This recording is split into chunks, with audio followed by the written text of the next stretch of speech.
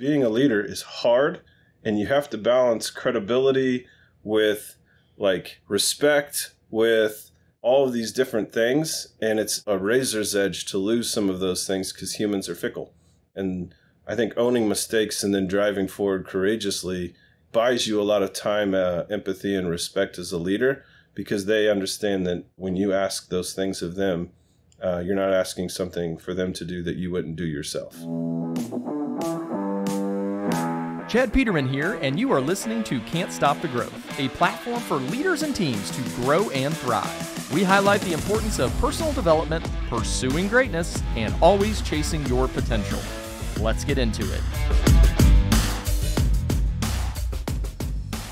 Hello and welcome to another episode of Can't Stop the Growth. Today I am excited with our guest. We are always talking about on this podcast creating learning organizations within our companies. How do we educate? How do we deliver effective training? And ultimately, how do we grow our people so that we can grow our companies?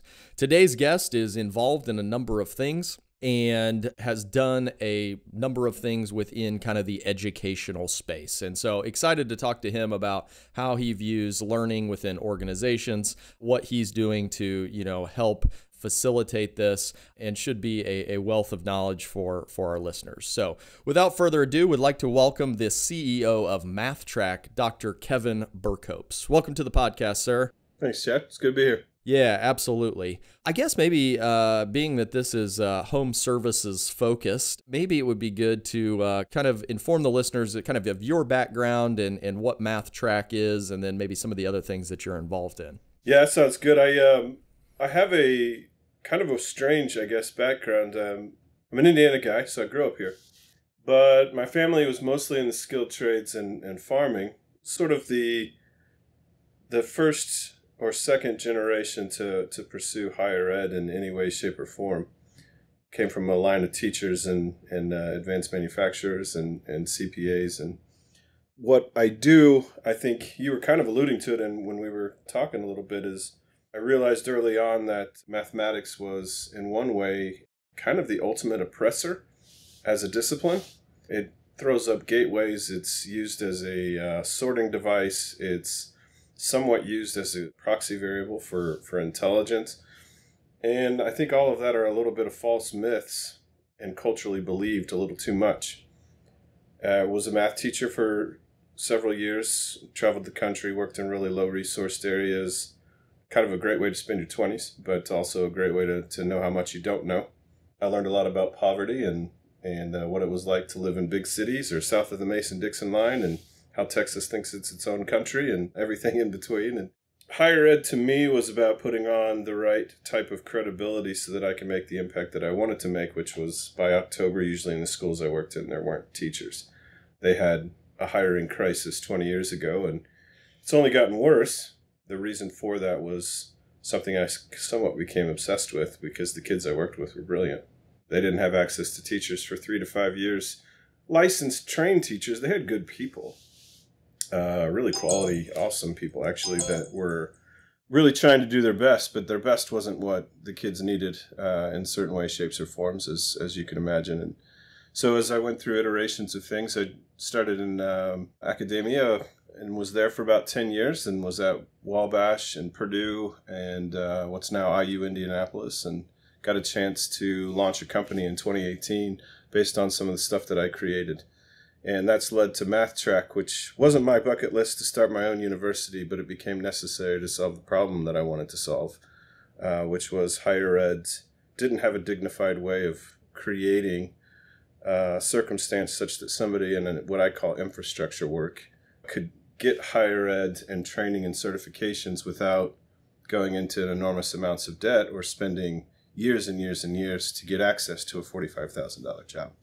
And that's what MathTrack does. We have an apprenticeship-based bachelor's degree where you can work full-time, you can accumulate a lot of credits while you're still in high school, and by the time you're 20 or 21, you can have a bachelor's in applied math, a license to teach, and several years of experience for a cost of about $12,000 total for that entire experience. So it took a lot of years to build up accreditations. You have to get certified with states, with federal organizations, Department of Labor, departments of you name it, commissions of higher ed, accreditation, and everything in between.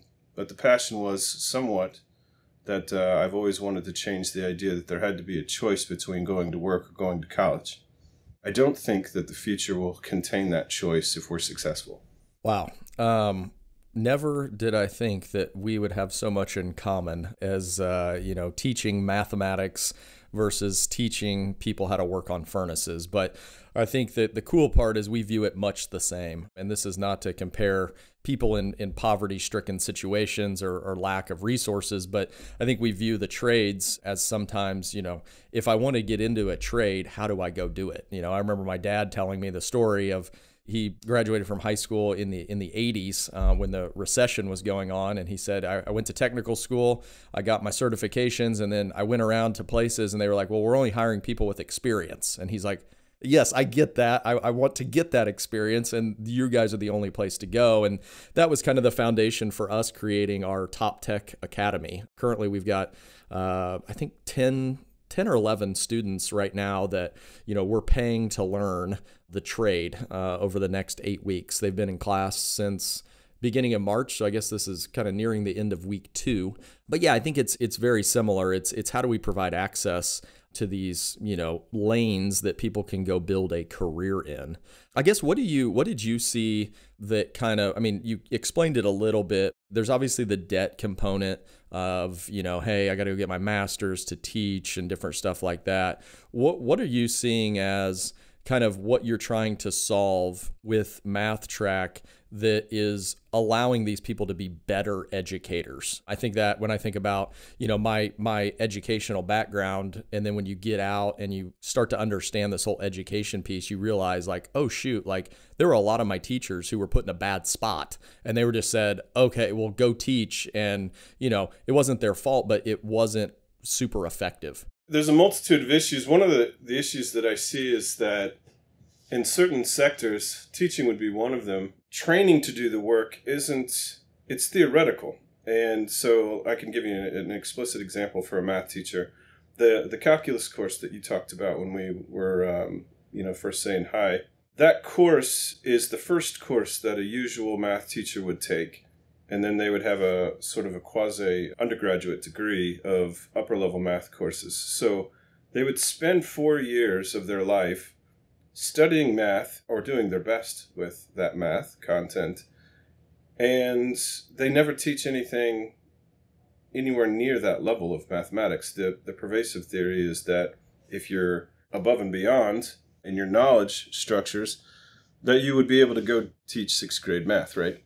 I find that to be a myth that I can't get behind. The idea that you would learn theoretically a bunch of stuff and then be able to apply it when a 6th grader asks you why you can't divide by 0, which you've never been asked before, there's a gap. And so I, kind of reflected on my own experiences. When did I learn the most for the work that I was trying to accomplish is when I did it. I learned how to do carpentry, welding, plumbing, electricity, you name it, because I messed some stuff up. I got shocked. I broke down things. My grandpa told me to redo a fence that I just spent hours doing because I didn't do it right. Those lessons stick with you because you have the ability to iterate and make mistakes. So what I was trying to understand in the early stages was, why do we make a teacher spend 4 years before they're ever in a classroom actually answering questions with kids or trying things? And then when do they ever study the math they're going to teach as a teacher? And the answer was never, or very rarely. And there's no wonder they get out and burn out so quick, is that they're poorly prepared. And dealing with middle school and high school kids or elementary kids is not for the timid, as you could imagine. If you've got your own kids in your house, try having 25 every day for 50 minutes. That doesn't have a reaction to your dad voice. So, it's a tough job. But to train it and understand it and to think of yourself as a steward of a culture, I had to figure out what it meant to talk about teaching in a way that was approachable. And that's why we have the storyteller framework. We think teachers are storytellers. We think you should study math so that you can tell the best stories. We're not talking about like word problems. We're talking about, what is 0? Kids are going to ask you that. You should know those things. Where did it come from? Why does it exist? why would anybody talk about having nothing? It's kind of a useless number if you only think about it in that case, but it's super handy when you're using place value, right? There's a big difference between 100 and 1, only if you include the idea of 0. So those are sort of like the ideas of, you learn a lot from work. We should give you credit actually for that. So like you were talking about 10 or 11 kids that are studying things. I think that work and them actually working should count for about half of a bachelor's degree. And I could defend that sort of narrative because every single math department that I worked in, they said, well, we're getting people ready for industry. If you're already in it, you've proved a lot, have you not? We should give you credit for that and for the mistakes that you make with professionals who have to be updated with the actual skill sets of what's marketable today, because universities can't move that fast in iteration of what changes. And in fact, they're outdated what they're training the kids that are supposedly going to be your top talent anyways. That's sort of the framing for how I think about all those things, if that makes sense. Yeah, I think you're spot on. Our COO is a former Teach for America person who worked in inner city, Brooklyn, and saw some of the worst situations, possible. And to me, when we brought him into the organization, he worked in our learning and development department, building out a lot of the so-called education. I think we and a lot of contractors are in this phase of, well, like, we did training this morning. Well, no, you just read off of a sheet of paper a bunch of bulleted points. That may be training. That's not education. And I think it speaks to your point of, what are we doing in our organizations to train adult learners, not just regurgitating stuff at them and hoping and wondering why they don't catch on. What do you see in kind of organizations that, like, what are those things that they need to understand to cross that gap from, I've always deemed it, there's training and then there's education. To me, in my mind, we need to lean more towards the education where people actually understand the why behind what we're trying to teach them. Where do you see or what do you see companies who kind of make that jump and then they become kind of those learning organizations? What are some of the things that they're doing or things that they've discovered that make them better at that certain discipline? I'm drawn to flat organizations, right? So I like the idea that the collision of ideas can happen from the top to the bottom relatively easily, because collisions of ideas is where learning happens, or at least how I would define it. I get a little bogged down when people are like, well, we've got our mission statement and we've got this and we've got that. Well, what's the story of your organization and how do you want the people within your organization to be a steward of that? They would understand whys if you can always attach it to a narrative that's actually true. You can't say one thing as a leader and do another. That's where there's a huge breakdown. If the narrative is lived by the actual leadership team, as in if you want a learning organization, then you should be a learning leader. Those things can't be faked. And unfortunately, there's not enough coaching you could get if your plan is to fake that. I think you'll spend a lot of money and still fail at what you're trying to do. Educating is what's the core objective? What's the behavior that you're looking for to incentivize and to improve? And in K-12, it's not entirely clear what the product is, right? We're sort of making lifelong learners. That sounds gray and squishy. But in industry, it's likely a little bit more discernible. You want a relatively new person to go from parts washer to novice mechanic to winder to maybe engineer and diagnostics. That successive pathway is a narrative of which then you can kind of define the types of learning that would get you from here to there. And in a narrative sense, one of the great things about stories is that you have a sense that it's going somewhere. And people don't learn things if they don't have a sense that it's going somewhere. If they can't kind of see, why would I get good at this? Other than the financial outcome, which it has an incentive to it. Sure, people pay bills, among other things, build families based on the income that they make. But I don't think that's the ultimate motivator for learning. Learning is I can see actionable insights to how to get me from what I'm making today and how it feels to where I want to be and how that will feel, or at least how I think it'll feel. And if you have a strong narrative in the organization to do that, that's sort of a belief myth, right? I say myth as a way of sort of defining a whole bunch of people believe the same thing. It's not actually real. You can't pick it up. but we all believe it, and it highly motivates us to do a lot of different activities that are often positive, or if the myth's bad, it's often negative. But within an organization, you have to build that, I think, to create that learning culture. Yeah, no, I think that's a great point. I think one of the things that we've done here probably 6 months ago is created what we call like our path to progression. So if you're a level 1 tech, okay, what KPIs do you need to hit? And then what competencies do you need to have? Like you need to be able to work on these things, proficiently in order to move to a level 2, to level 3, into service, whatever, just as you were explaining. And I think that there is a lot of, I feel like it's just confusion around leaders in businesses who are maybe of a certain generation, who are then bringing in young people who have a different view of how they're going to move through the world. What are you seeing out there as far as like our 20 to 30-year-old people? Because a lot of our technicians are within that age range, right? They're maybe starting families, they're getting married, like they're buying a house, they're doing all of these things. How do you kind of adapt your kind of philosophy on learning and education to that generation? And maybe what are some of the things that we from a different generation need to be okay with and kind of meet them where they are, if that makes sense? Yeah, I think it's always an easy underestimation of one generation from a next of what their capabilities are.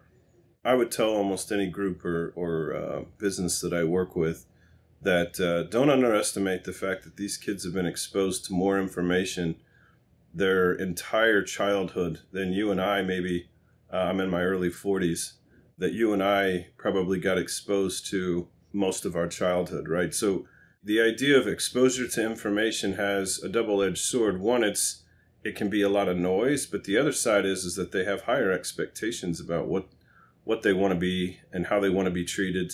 Some of the hard lessons, I think, just come with age, that you sort of learn some of the truths about respect and how to conduct yourself, how to have healthy conflict when it's needed, and the courage to be able to do that. Can't really train that, right? It's sort of like experiences / culture. But the other things, like the younger generations that I work with, they're incredibly capable, incredibly aware, and incredibly adept at using tools to learn things quickly if they want to. I've found, and I'm making assumptions about your industry, I've found that a lot of young men want skills that are actually real. In a defined way, their value is somewhat wrapped up in something that they know that they can do that has value and that they can make an income or feel good about at the same time. And giving them opportunities to have something that makes them feel valuable is somewhat missing in these young people's lives. That maybe in a previous generation, like I'm a X, meant something, and you stayed that X for 30 years or more. That doesn't really happen anymore, right? People don't define themselves in that way, but they do define themselves in terms of skills. And if you could have a way of communicating that a skill has been acquired and that it has value and that it's respected, the young people today, sort of that late high school to 30 range, I think really, really love that. I'm a little bit older, but I love that. I like when people recognize and label, a skill that I have and value it. And I'm one of those types that often interrogates what they're saying of whether it's real or not. So you sort of have this circle of, you're this. And I kind of go, no, I don't think so. But if you can feel that value and actually believe that you have it, that's a great feeling that human beings thrive with. And it gives you hope and also motivates you to want to have more of it. Yeah, I think the drum that I continually beat around here is it's not about your years of experience. To your point, I could have a 25-year-old kid who picks up these skills very, very quickly and is potentially outperforming someone who's been doing this for 20 years. I think you're spot on with, people today can pick up stuff a lot faster. I remember when we started Top Tech, and I had a meeting with kind of our plumbers who, a lot of them, they've been doing this for forever and a day, right? Been around it, ain't much they hadn't seen.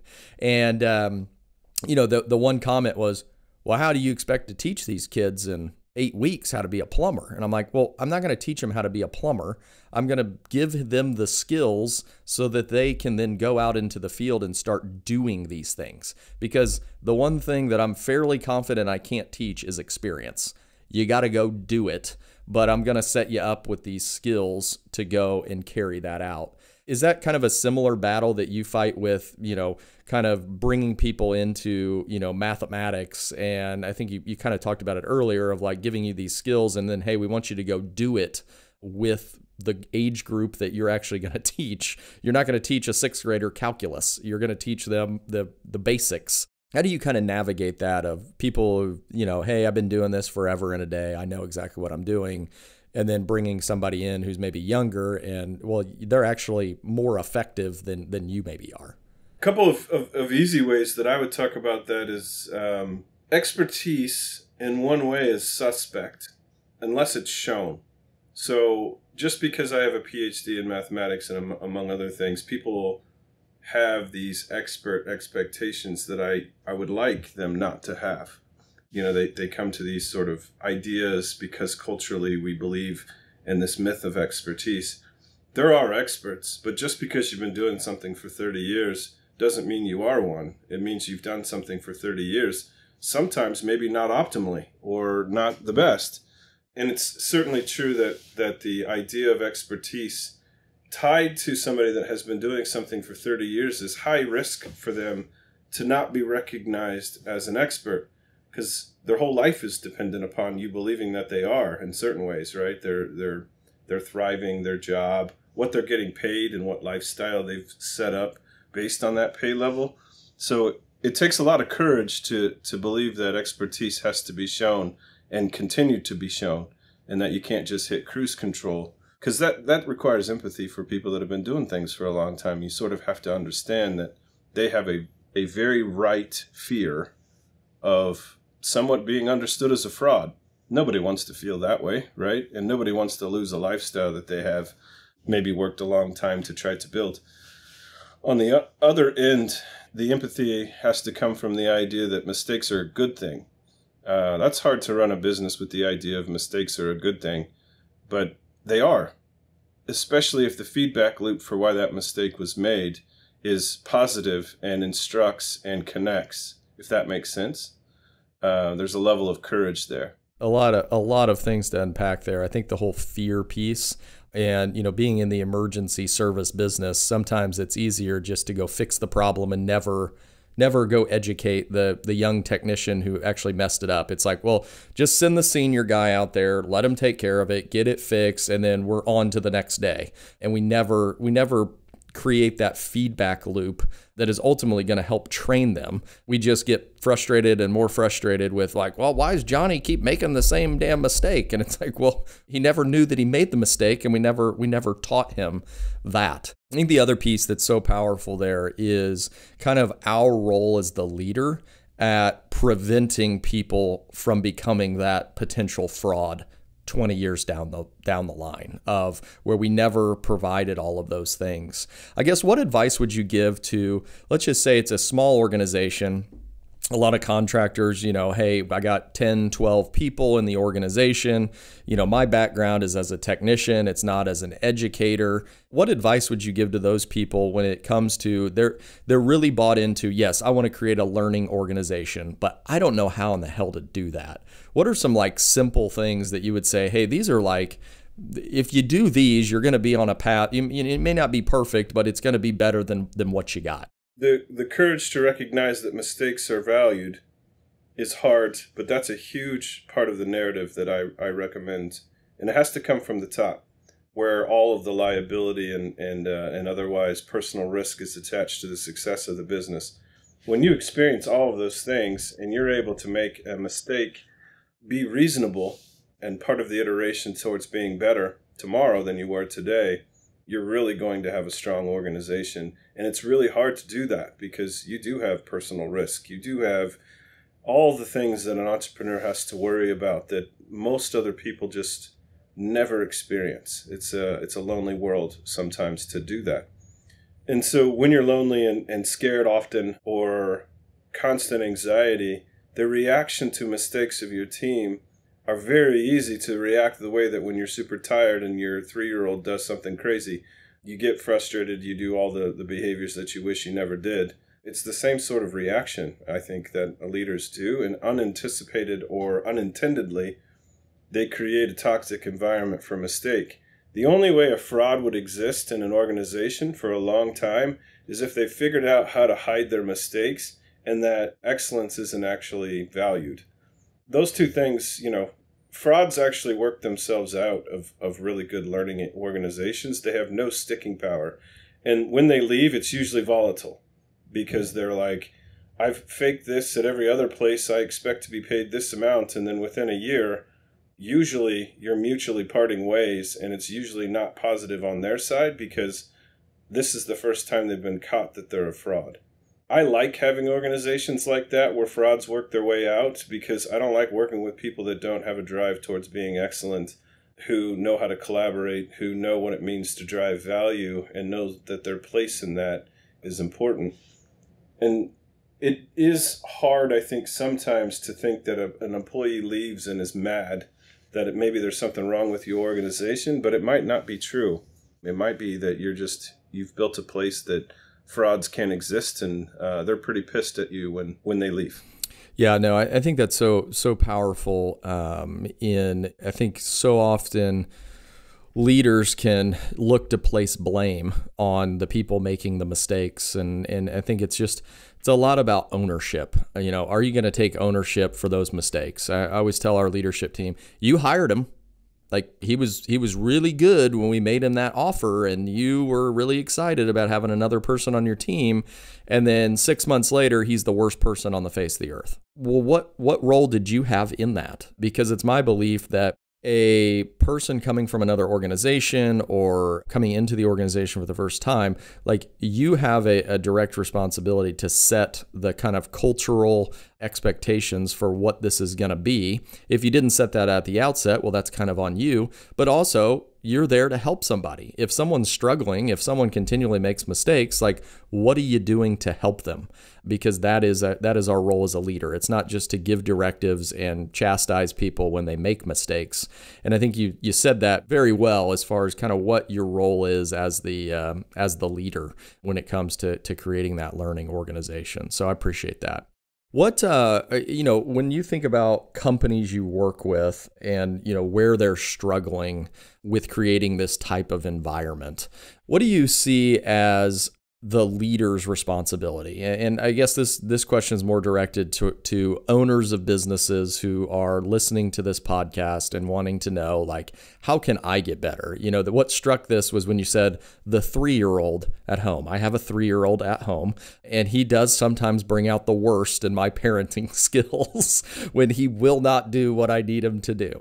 Last night at bedtime was one of those times. And, as I think back upon my actions, it's like, well, that wasn't great. That wasn't me being the best dad possible. And he has a way of really just kind of, twisting that. He's very cute, which gets him over a lot of stuff. But what would you say from, I guess, maybe lessons you've learned in leadership, leading companies, like how important it is to show up as your best? And, what can you do as a leader to be kind of that example of learning and excelling and making mistakes and those being okay? Like, what advice would you give to leaders of like, here's how you set the tone? Yeah, I think I got advice. Maybe I've got an 8, 10, and 13-year-old. And when I first started parenting, I got advice that a dad in particular, yelling at their kids is the dad throwing a temper tantrum. And I was like, let me think about that. Okay. The way it was articulated to me and then my own sort of, thinking through all of this is it applies to certain things that have patterns. I think parenting and then trying to do and run a business in some ways you have to play the long game, and it's somewhat thankless and a little bit lonely. And you also are sort of like weaving through darkness at times where there isn't a well-defined path of what to do. And so the idea of applying that patterning to running an organization, usually when conflict happens, like your 3-year-old, it may be that you haven't explained why the expectations are to be understood or otherwise. And sometimes it's just because 3-year-olds throw temper tantrums. just like adults. You have no idea the battles that person was fighting on the way to work that morning. Or maybe you were sort of brought in a little bit, but do you really know what goes on that's made them on edge for some particular reason? Probably not. So to build a level of empathy and patience with your people in the same way that you would approach that with your own children, like when they act nuts, I'm sort of like, are we done? Because you can't make dad mad. And I don't apply a dad strategy, but the patterns are the same as a leader. The leadership is, if they need to have a moment, let them have a moment. Don't fight them. Because you fighting back in a certain way in that moment is you throwing a temper tantrum and not hearing what the actual issue is. You can't hear when you're yelling or talking or thinking about defending yourself. That takes a layer of courage. In certain ways, if I was to work with an organization and talk with the leadership, there's an activity that's been super successful for us because we brought higher ed as a aligned partner with employers rather than like we built a box and you should use our box. We aligned with employers, and when we learned how to do that as our go-to-market strategy for higher ed and recruiting, what we learned was that often the problems that leaders are trying to solve for their business is almost entirely workforce related. If you don't have good people in a good organization, it's likely because you don't have a good workforce strategy. And with teaching, it's very clear that it's now on the actual school districts to manage their workforce strategy, because universities produce about 40% of the demand for teachers. So people are coming from everywhere. So we do this sort of experience where you have your current state for your workforce and what the ideal state would look like. And what we talk people through is sort of the idea of ideal state usually is a longer conversation because they say a lot of things like, I would like to have, in the teaching context, all licensed, experienced, high quality teachers. I'm like, well, wouldn't you want some young ones, right? Wouldn't you want to have people that came from industry a little bit? Or wouldn't you like to have a diversity in both like gender as well as, how people look or where they come from, what they think about? And that conversation of ideal state, there's a knee-jerk reaction, which you may, and I'm making assumptions here, so apologies on that, but you may say something at the very onset of that ideal state that when unpacked, maybe isn't completely true, because it's like, I'd like to have 15-year veterans in every home that are paid this amount, but the ideal state is somewhat time-specific, because you're going to have turnover always. And so you have to have a strategy of young, middle, and older talent that are cycling through in certain ways in on-ramps and off-ramps, because humans are going to choose not to work for you anymore. And that's okay, but that's going to happen. And so you have to sort of plan for it. And once you get a current state, which is pretty clear, it's like, go look around, what's happening. Ideal state, which takes a conversation, then the conversation becomes, how are you going to get there? The ideal state's possible. What's the steps to get there? And that's where you can really unpack. And it sounds like you're doing it, right? You've got 10 or 11 students in a program. You've recognized young talent is necessary. You've probably got an aging out population where those 40 and 50 and 60-year-olds are getting ready to retire. And a lot of the manufacturers that I talk to are actually terrified because that's 40, 50, 60% of their workforce. And they're like, what the hell are we going to do? Those are the ways that I sort of talk about that. But if you apply the dad idea to the patterning, the leader's responsibility is to be able to do those exercises and understand authentically what the organization is, and then handle the problems. If you want to privilege mistakes, you better be able to own them when you make a mistake. And you need to be vocal about it. You need to talk to your team and say, I made a mistake here. And here's why that mistake was made. Here's the assumptions that led me to make it. And then I chose that based on the, premises that I had available to me. And it was wrong. And you don't have to apologize for making a mistake. That's actually counterintuitive. It's like, I made it, I owned it. Here's what we're going to do next to fix it. And if you can have that behavior where dads tell their kids when they make mistakes, bosses can be the same. And it's missing because being a leader is hard, and you have to balance credibility with respect, with all of these different things. And it's a razor's edge to lose some of those things because humans are fickle. And I think owning mistakes and then driving forward courageously buys you a lot of time, empathy, and respect as a leader, because they understand that when you ask those things of them, you're not asking something for them to do that you wouldn't do yourself, which to me is one of those ultimate wounds that you may not be able to recover from. And I don't know where I learned that, but it's certainly something I carry every day. No, I think the whole parenting analogy is a good one, and I think you said it perfectly. I've heard so many times within, the trades industry, it's like, well, this is like babysitting. And what my wife often reminds me is it isn't babysitting if they're your own kids. That's parenting. And I think it's being able to, as a leader, understand that your job is to create an environment, much like as a parent, where the people on your team can thrive. Like if you were to ask them, well, like, are you here just to, be in the moment with your 3-year-old? Well, like, yes, you need to be in the moment, but the goal is to, in that situation, provide an experience for them that they can learn from. And when they're 10 and when they're 15 and 20, while they may not exactly remember that situation, it's been a pattern through there. And I think as leaders, we have to understand that the people on our team are, to your point, in some ways like our children. We're trying to raise them. We want them to get to 30 years of service and be an expert. And so how do we do that along the way? I think it's a hell of a lot different than looking at it as, well, everybody's just making mistakes. I got to think for everybody. You got to do everybody's job. And yeah, I'm sure you've never heard that. But, no, we're here to support, to coach, to mentor, to help people. And yeah, those people can look all different. We had a prime example. I was in a meeting before this, and we were talking about a new program that we're rolling out. And we're like, well, yeah, some of our senior guys, this would be a good step for them. And our sales ops manager points out, she goes, actually, the guy who you think is the best, who's been doing this a long time, actually, this one young kid over the last 30 days has been beating him.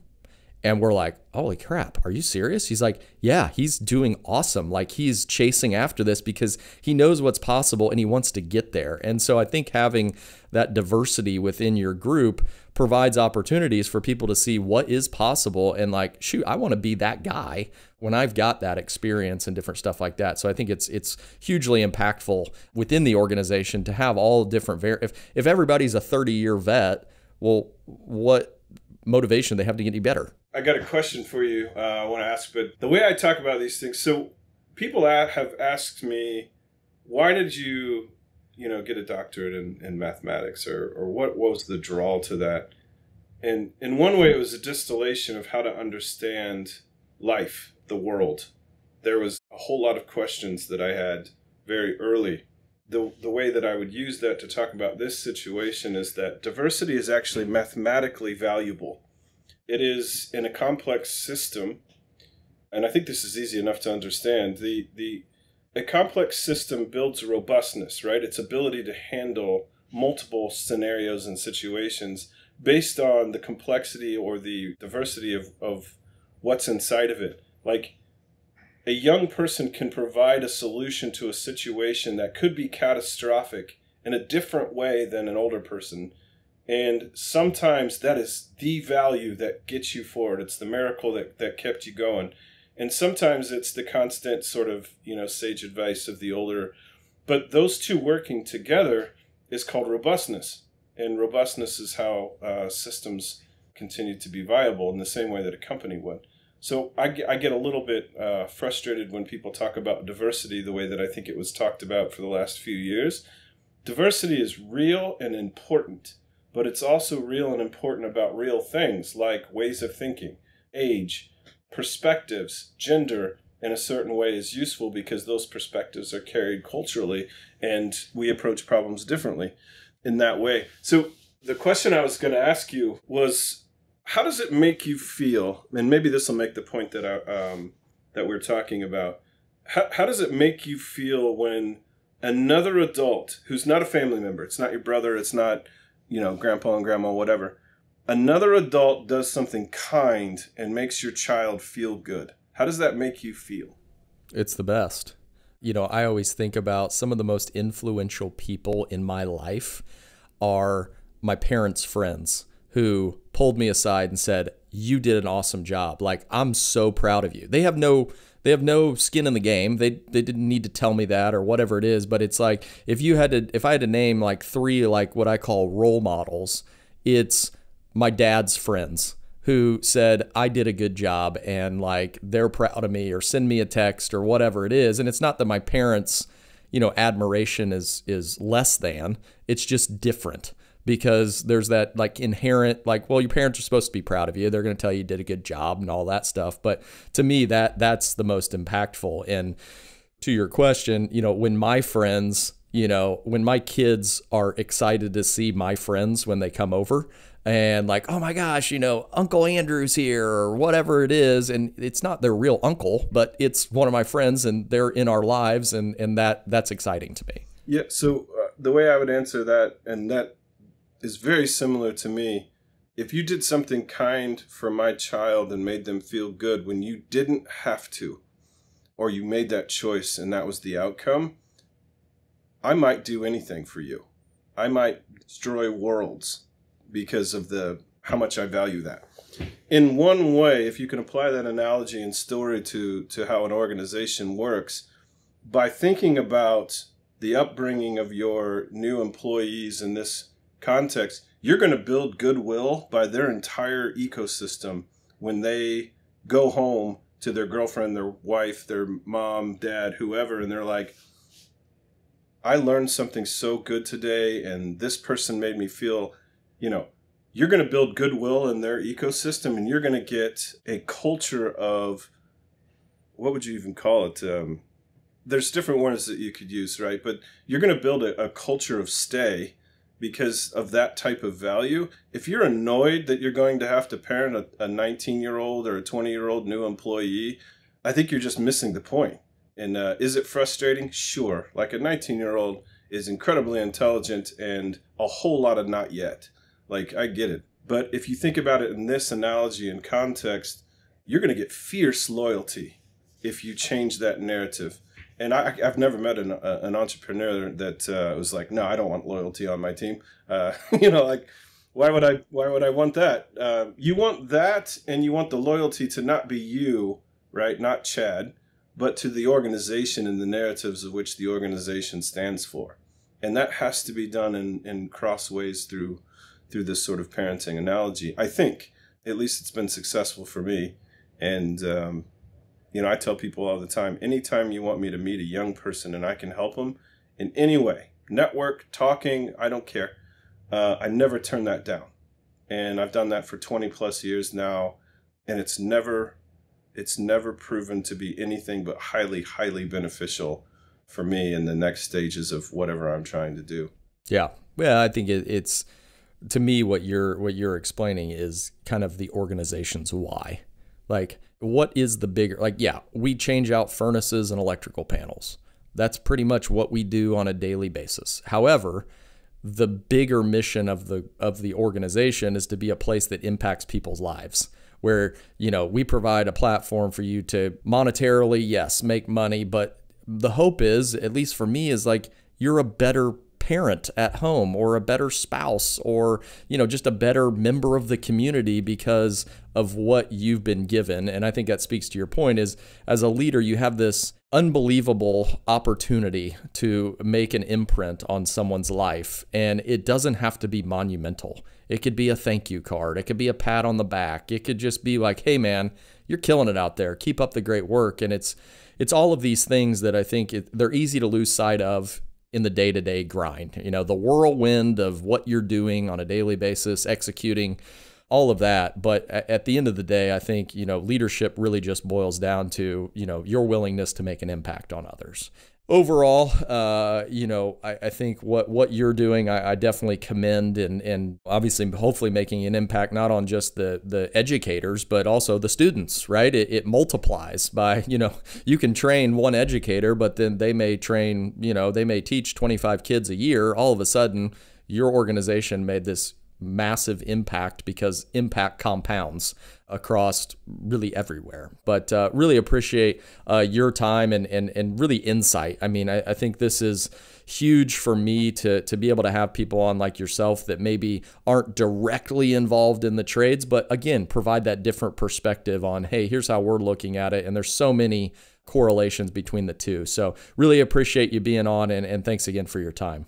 Yeah, I really appreciate it too. I always learn in these conversations. I believe in that sort of range of cross communication, and it's really valuable because I can apply things that you say. One thing that stuck out to me is you talk about replacing furnaces and these other things. I've heard this from other manufacturers. It's like, if you just tweaked what you said, I know what it's like when I have kids at my house and the house is cold because our furnace is out. I'm feeling like I'm not being a good dad. So what you really are doing is helping families thrive. Replacing a furnace is somewhat of an activity towards that thing. Air conditioning, the thing that makes a house go, you guys are the infrastructure for that being viable. And more people, I think, should at least hear that narrative, because I think the skilled trades and advanced manufacturing are what make the country what it is. And I think this idea of other narratives for human thriving miss the point of what really makes things go. So I appreciate all the stuff you're doing and the teams that you build and the impacts you're making, and learned a lot and enjoyed it, and would always be available for future conversations on a context like this, but just otherwise. I'd love that. I love meeting people that have been through similar struggles in life to try to do big things. Absolutely. Well, thanks again, Kevin. I really appreciate it. And listeners out there, definitely take some of this stuff as it relates to leadership and building learning organizations. I think there's a whole lot of value that you can provide to your people. And as we said here at the end, an impact far beyond those that you directly touch. Thanks for tuning in. If you'd like to connect with me personally, you can find me at chadmpeterman.com. To see what our team's up to, you can visit petermanbros.com. Don't forget to check out the YouTube channel and consider joining the CSTG arena. As always, keep growing out there.